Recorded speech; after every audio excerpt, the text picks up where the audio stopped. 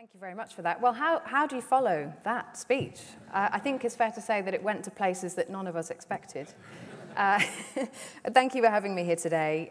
It's actually the second big conference event that I've been to this week. But I'm pleased to say that this one is slightly less sweaty than the launch of the Popular Conservatives. And I'm hoping, I'm really hoping that you're going to be less inclined to boo me, although I didn't actually get any boos on the day, but the Times was given a shout-out, not necessarily a good one. But it would be easy to joke about the Popular Conservatives. If you were going to do that, you might look to, for example, one of the speakers on the stage who talked about how nice it was that the skies were so blue in his constituency that he could now walk around without this feeling that, he was choking, the feeling that he had when he was a child, to then 2 minutes later turn around and ask for the reintroduction of coal mining in that constituency. Or you might look to Liz Truss, who actually was the reason I was here last, was when she won the leadership election, unbelievably, less than 2 years ago, right here on this stage, who was at the launch of the Popular Conservatives talking about the fact that she doesn't ever get invited to dinner parties. You are still allowed to laugh. That wasn't on the list of things that they would like to ban, thankfully. But there is a serious point to make here, because there were lots of people at that conference who were not involved in politics in any formal way. Some of them had driven for 3-4 hours to be there. There weren't any biscuits or even any cups of tea. And they were there because they feel really disillusioned with politics. They feel really deeply let down. And I think this sense of apathy is something that's going to have actually a really big impact on this general election, but not just this election. I think it's going to impact our politics in the years to come. And I would like to think that we could do something about it. So that's what I'd like to speak to you about today, and hopefully give you a little bit of a sort of insider view of what's going on just over the road. So I hope you're all strapped in for the next 6 hours, because it may well take some time. The last time I was here speaking to you, not in this room, I think there may have been some kind of political reshuffle, because I was gripping my phone pretty tightly. And I have to say, right on cue there, I have to say I'm actually doing the same. I'm waiting for notification from the Labour Party, because they are today about to do something fairly significant. Now, Chris Bryant was pretty buoyant in his speech there, but I think they're going to have a rough ride of it today, and that's because Labour is about to backtrack, U-turn on one of its key fundamental pledges to the electorate on green policies. And in fact, I sat down with Keir Starmer on Monday, just a couple of days ago, and asked him about this. And now, before that interview, his aides were really nervous. They were really worried about this question, about this £28 billion investment in green industries. And it's kind of understandable that they would be. And there's been a lot of back and forth over the last couple of weeks about where the party is on this. And I expected a non-answer. I thought I was going to have to go back and forth a few times, but I didn't. I asked him the question, do you want to level with people? Are you sticking to this commitment? And he said, yeah. But not just yes. He said, it's absolutely desperately needed. It's crucial for me to deliver on my promise to 2030, which is about green energy investment. And yet today, a couple of days later, they are about to announce that that £28 billion figure does not exist anymore in Labour policy. It's no longer a part of their key promise to the people of this country at the next election. In fact, I've just got the text. I can't read it, but we'll find out together in a bit what that says. And I think ditching that commitment is a big part, and it sort of feeds this problem of apathy, and it feeds this problem of trust. And Times Radio, we launched ourselves as the election station this week. If you are into elections, we are your place to be. And we did some polling. We asked YouGov to ask people 9 questions. And these questions were things like, who would be the best leader in a war? Who speaks like a normal person? And we gave them the option of Starmer or Sunak. And out of every single one of those 9 questions, the answer was neither. Not one question did one of those 2 men come out on top. It is going to be, in my opinion, the none of the above election. And I think that is a real problem, actually, for politics. I think that's a real worry.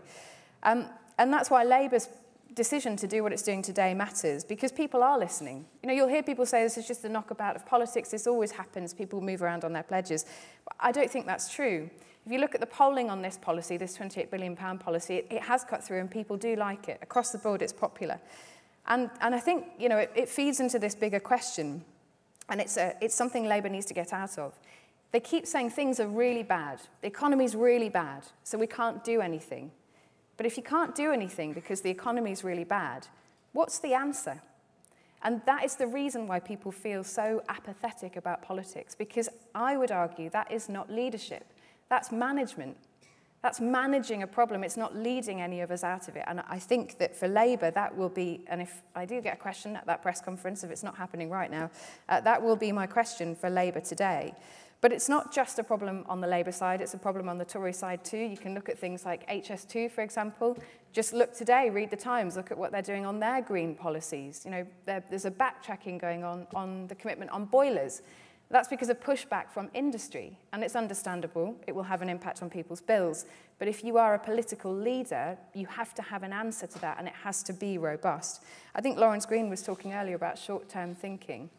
I think this is the same, it's the same thing. We're all talking about the same thing here. If we can't think long-term, and if our leaders can't do that, then we're in a really bad situation. There's lots of frustration from MPs about this. They do see it. They're not daft. And that's happening in all parties across Westminster. But it made me think, there is only one person who is smiling in this situation right now, and it's Nigel Farage. And he was at the launch of that popular Conservative event earlier this week, and it got me thinking, why is he so happy? He is a failed politician. He has not been elected to Parliament. He's repeatedly not been elected. But he keeps coming back, and he is defining politics in this country at the moment in a way that I find really, you know, that's quite surprising. And I think the reason for that is because politicians like Farage and Donald Trump are skewing politics. And they are, in a way, undermining public trust, not because of who they are, but because of how they are doing politics. They're giving you a quick fix, a short-term answer. They are like the arsonist and also the fireman. They're telling you, here's this massive problem. They're perpetuating it, and they're promising you that they've got a really easy answer.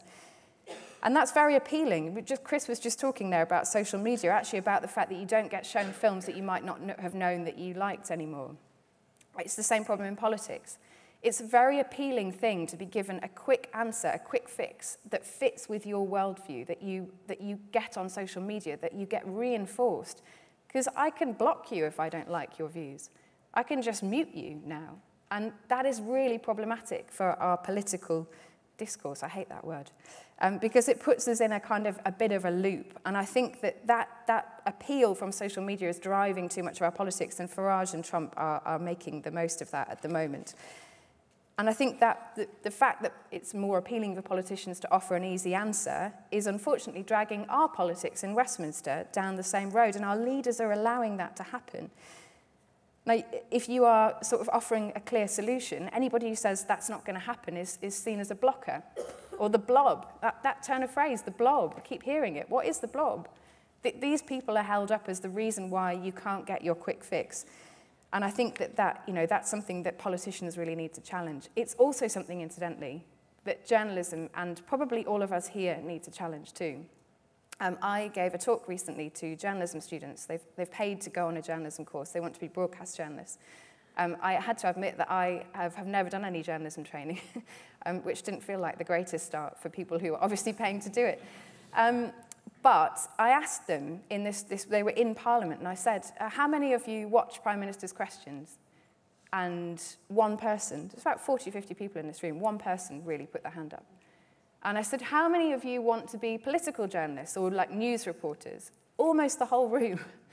And I said, where are you getting your information about Parliament from? How are you understanding Prime Minister's Questions? And they're getting it from TikTok and social media.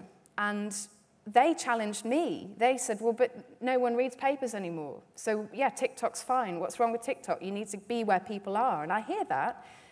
But when I said to them, okay, but what are you watching? They are watching the same politicians, feeding them back the same views in a really narrow way. If you are a journalist, you need the wider context. You need to see it all, to judge it all.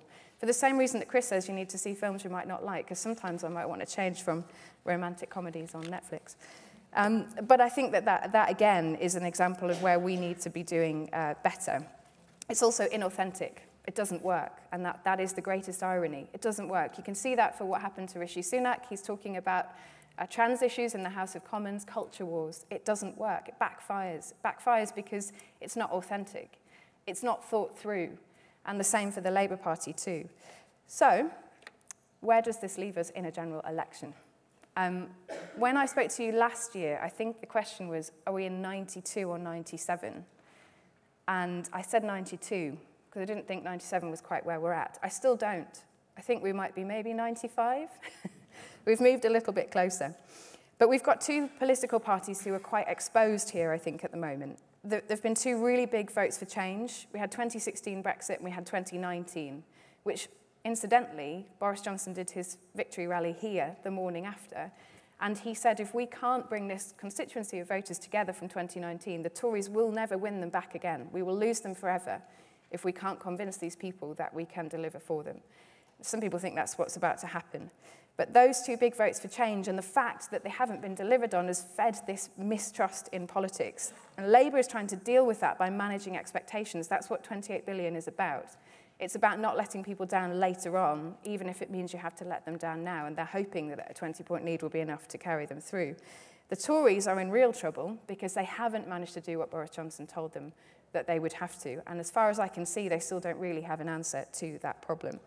I think there is hope, but it's going to take political leadership and political bravery. And at the moment, I think that's something we all need to contribute to see if we can make that debate happen in the next general election. Thank you very much.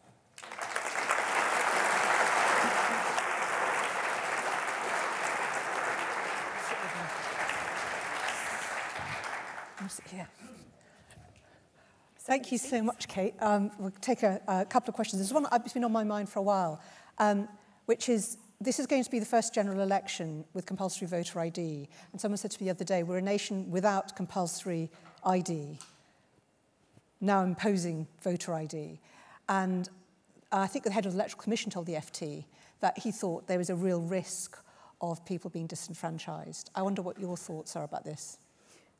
I personally don't think it's as big an issue as people think it is. I think there will be some cases where it will be problematic, but I think for the most part people will be able to cope with the change. I think there's been sort of a long enough lead-in. There's lots of different ways that you can ID yourself. I mean, there are some questions about the types of ID that have been allowed to be used. Yeah, and whether that discriminates against certain groups of people. Yeah, but I think there probably is enough time, and there's enough awareness, I think, for people to be given the opportunity to change. Fine. Ben Titchmarsh from Propeller Group, his question is, a single cabinet minister is responsible for overseeing culture, media and sport. Do you believe our industry is given enough thought around the cabinet table? Well, it's an interesting industry because it kind of bleeds into everything else. I mean, I don't know if anybody's seen the Times' Health Commission this week, but a lot of that has been about advertising and food and sugar and, you know, cartoons and children and how you deal with that. And that crosses a lot of different ministerial briefs. I wonder if there is an argument to sort of bring, I mean, Labour like to have task forces.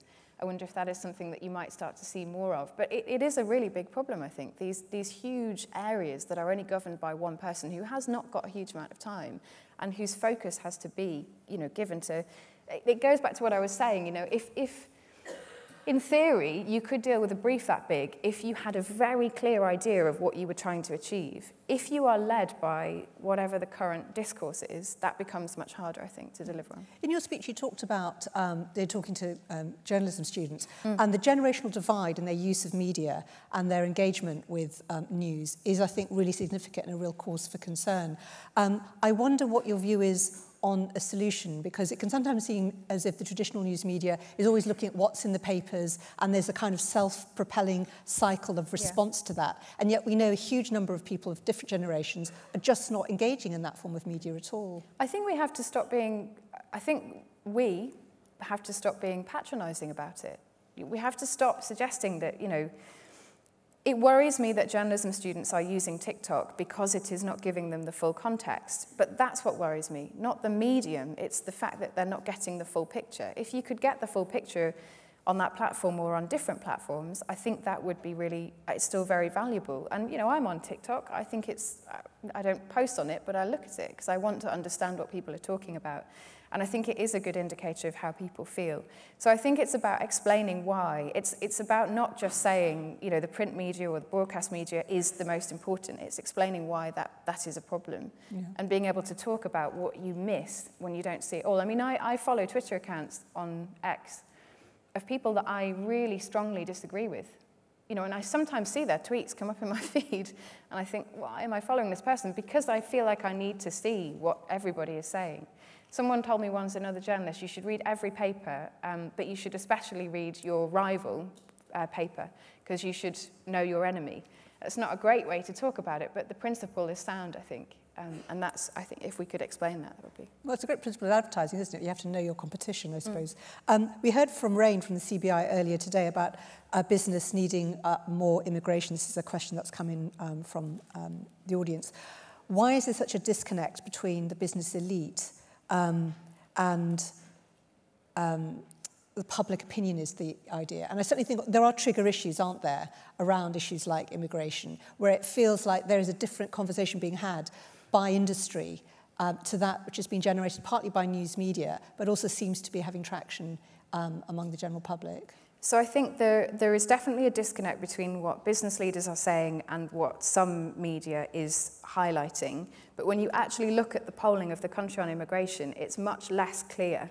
So if people are polled on immigration generally, they say immigration is too high. But then when you say to them, okay, well, would you like to bring any nurses in from a different country? They say, yeah. And then you say, well, would you like to bring in any teachers from a different country? And they say, yep, happy with that.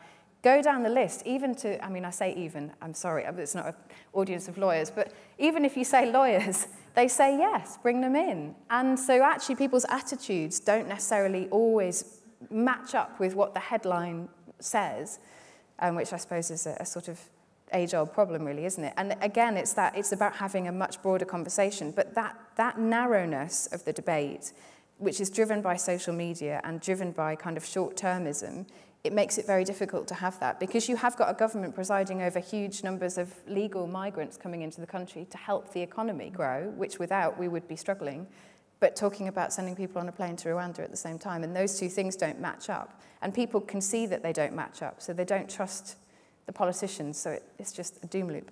We do have much more of a sense, and the general public does too, about the advertising and the branding that goes into politicians and the way political parties position themselves. I mean, I know it's been going on for many decades. But I wonder what your view is on the kind of current climate of that. I mean, one question that's come in is saying politicians, every slip in wording is leapt on as a gaffe. How much responsibility does journalism bear for that, and how can it better enable decent debate? So I suppose the question is that relationship between the advertising and the brand building that goes into politics, and then the challenge for politicians who are in the end human and are trying to connect with the public of being at risk every time they make a slight gaffe, potentially. Yeah, I think that is an issue. I don't know if the person who asked that question was relating it to what is happening to the Prime Minister after yesterday, or whether it's a wider point. I think it's down to all of us to try and be responsible. So I interviewed Oliver Dowden this week, and at the start of the interview, you often, before you're on tape, you often sort of, there's just a bit of chat, and he said, what do you want to get out of this? What is it that you're after? And I said, I actually just want to have quite a sort of a normal person conversation. I don't want it to be a battle. I'd like to not have a fight. And he was like, great, that sounds amazing. And actually his answers were much more open, because he wasn't expecting that to go off in a kind of direction where he was going to be beaten, you know, over the head with something. Now, that doesn't mean it wasn't tough or robust or he didn't get pushback, but it means that I think he was more inclined to open up. And he did. He said, you know, the Tories are failing. We can understand why people don't want us after 13 years. That's not their usual message. So I think, you know, you're right that quick fix thing is a problem. And both he and I agreed, actually, that social media doesn't help us, because I got it in the neck all week about the social media clip that went out of Keir Starmer, because everybody was saying, you know, you're an awful journalist, you're just trying to trick him, you're trying to trip him up. But then when those people watched or listened to the longer interview, they had a very different view. So social media clips sometimes don't help journalists either. I couldn't be at an advertising conference without talking about the impact of party political advertising as we're going into a general election period at some point this year. the questions come in saying, what's your expectation of the impact or role of such advertising, given the lack of governance, this person says, that exists, unlike commercial ads? And I keep thinking back to that, is it £350 million we'd put to the NHS? Yeah. 350, I think. 350 million a week. A week from the Brexit campaign. I just wonder what your thoughts are about political advertising. I think this is something that we are not thinking about enough at the moment, and I think it could be a real problem. It is something that Oliver Dowden raised. It is part of his responsibility. Now, he was saying that they're quite worried about AI. The government's quite worried about AI. And he said to me, we're worried that the public might have to look at things and wonder whether they're real or true or not. And I thought, yeah, they probably will. And I did ask him, are you going to be contributing to that problem? And he said, no, we would never do that. But it's a really good point. I think it will be much more online, even than the last couple of elections we've had. It will be much more difficult for the traditional media to play a role, I think, in this election, because the Prime Minister has a videographer. I imagine Keir Starmer will do the same. They speak to their own sort of media outlets. I don't mean that by kind of the people who exist in the media. I mean, they speak to their own team who they hire to speak to, and they put those videos out. And it's harder to try and intercept those. Can you track the impact of them, those videos? I mean, well, they can, yeah. They can. I just wonder, as journalists, do you have a sense of the impact they're having? I sometimes think we often pick up on clips on, say, GB News or Talk TV, but I always think, how many people are actually watching those comments being made there? Compared to other media? Well, I think on traditional television, so on linear television, not very many, but it's social media on YouTube, on all of the other platforms where it becomes, it can really grow. I actually meant less that and more the fact that they are speaking to their own teams, even not even GB News and other sort of outlets like that. And that makes it really hard to intercept. And actually what you come up against as a journalist when you try to say, I know that you've seen this video, but that is not actually what's happening. We get called, well, I mean, it's happening to me again now. You get called a liar, or mainstream media, or media scum, or, there's just this huge undercurrent of people who just think, no, I just don't believe any of you, I don't believe anything that you're saying. And you've also raised another issue we don't have time to go into, which is the growth and threat and abuse of both politicians yeah. and journalists and those in the media covering these issues. Not the most positive notes, but a really positive and engaging presentation, Kate. Kate McCann, thank you, and thank you for giving us time as well.